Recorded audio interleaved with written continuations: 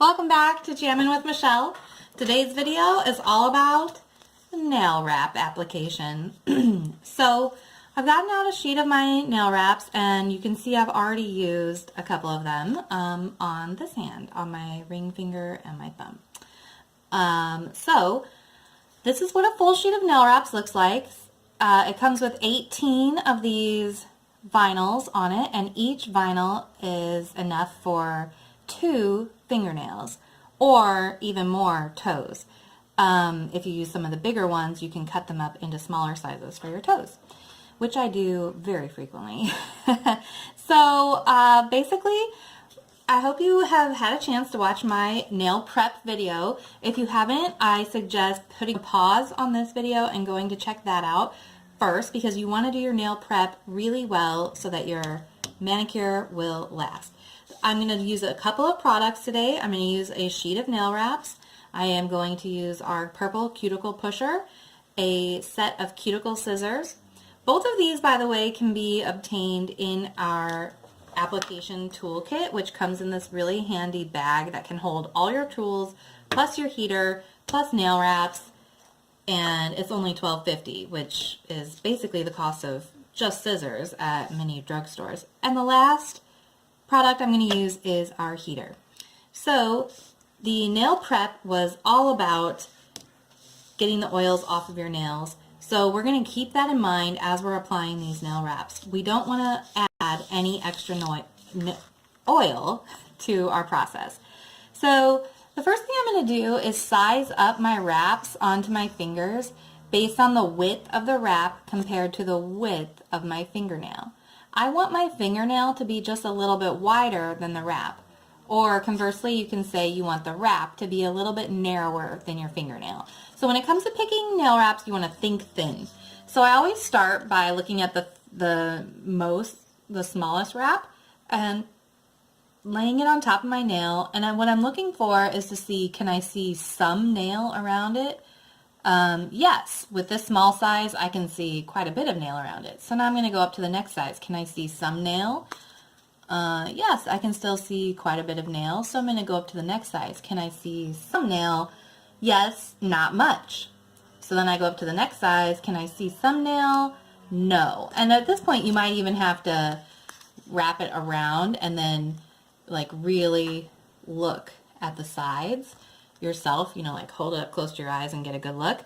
And at this size, I can say, no, I cannot see any nail around the side. Okay, well, that means don't use that wrap. Go down a size. When you think you have found the perfect fit because it goes all around your entire nail, just don't do it. You think it's perfect, but it's not. It's just a little bit too big. Go down a size.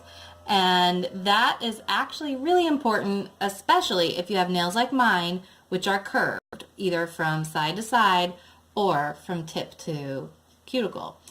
Curvy nails really need a much smaller size, but any nail needs a size that's a little bit smaller than your actual nail. Again, if you've watched my nail prep video, you'll know that that's because around the edge of your nail grows an invisible cuticle. And while we spend a lot of time taking off that invisible cuticle, it's going to grow back. And so you just don't want to have your nail wrap adhering close to where that growth is going to occur.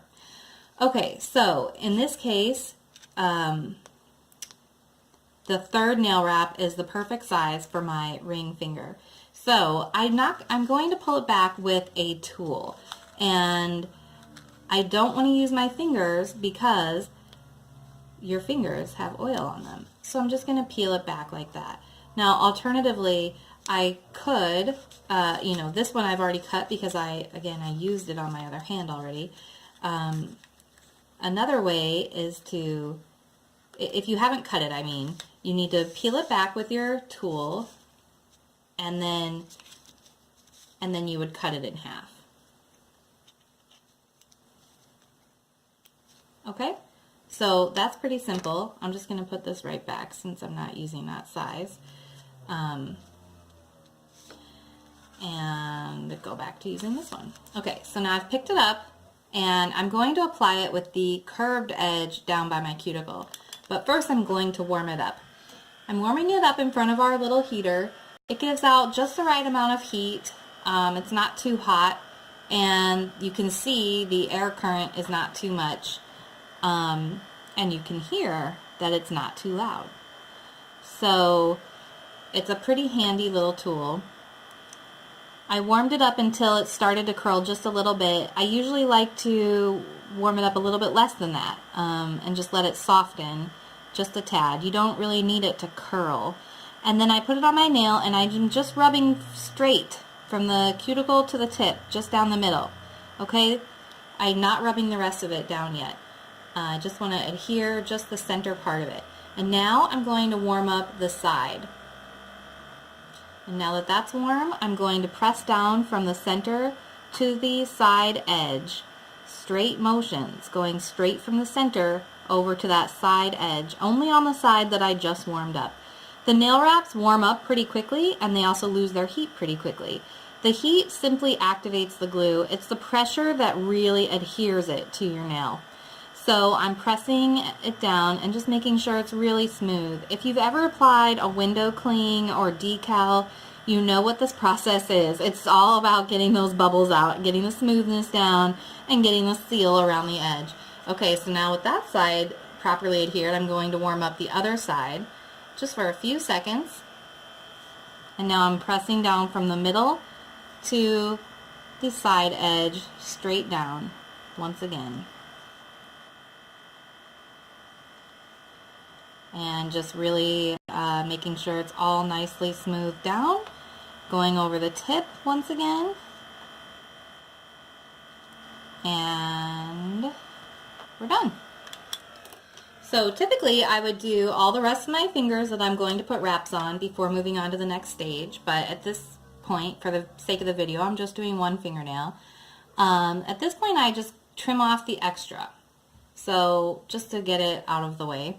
And I've been doing a little art here on my heater. And okay, so now I've got that extra out of the way. It's still like a little bit of a scraggly finished edge, but at this, I'm going to finish it off now. I'm just going to file off the leading edge. Oh, you can also get this emery board in our application tool set. And yeah, here's the little bit that just, oops, where'd it go? Well, a little bit just curled right off, and all done. There is one more step you might want to take, which is to use a fine-grained file. I like to use our glass nail file, and at this point I go at a 45-degree angle, just to sort of bevel that edge, taper it a little bit, so that it's got a nice angled surface. That way if you go to reach for something, it kind of just shoop, slides past instead of having a blunt edge that catches on stuff.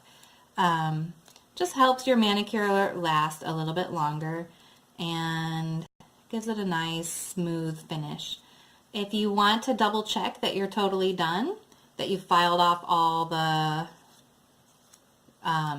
jaggedy edges, you just do a little t-shirt test, which is simply to run your fingernails up the side of your t-shirt or your pants, and if it feels like it's catching it all, then just do a little bit more, a teensy bit more filing.